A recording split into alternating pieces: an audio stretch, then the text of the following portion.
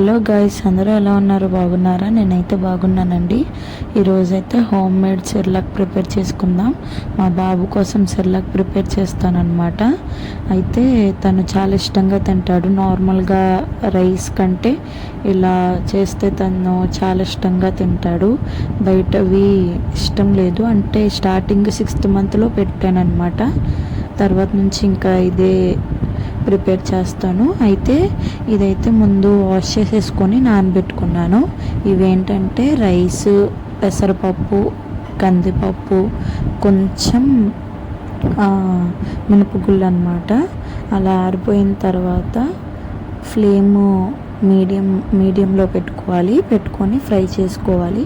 కొంచెం ఓపికగానే ఫ్రై చేసుకోవాలి. ఇవైతే నేను డ్రై ఫ్రూట్స్లో వాల్నట్స్, కాజు, బాదం తీసుకున్నాను అన్నమాట. ఇవి కూడా వాష్ చేసుకొని కాసేపు ఆరనివ్వాలన్నమాట. అయితే ఇవి స్మాల్ పీసెస్గా కట్ చేసేయాలి.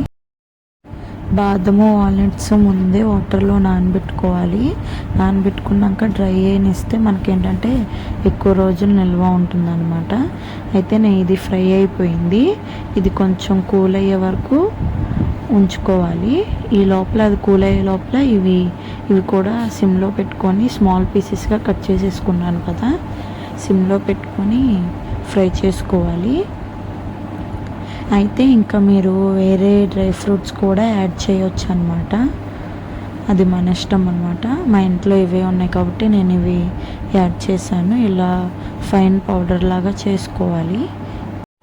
ఇలా ఫైన్ పౌడర్లా చేసుకున్న తర్వాత ఇది ఎలా ప్రిపేర్ చేసుకోవాలంటే, నేనైతే వాము, జీలకర్ర కలిపి పౌడర్ చేసుకొని పెట్టుకున్నాను.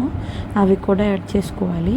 ఫస్ట్ ఒక బౌల్లో హీట్ వాటర్ వేడి చేసుకున్న తర్వాత ఇవి కొంచెం వేడైనవి అన్నప్పుడు కొంచెం వేడిగా వాటర్ తీసుకొని పౌడర్ దాంతో మిక్స్ చేసుకొని ఆ వాటర్లోకి యాడ్ చేయాలన్నమాట.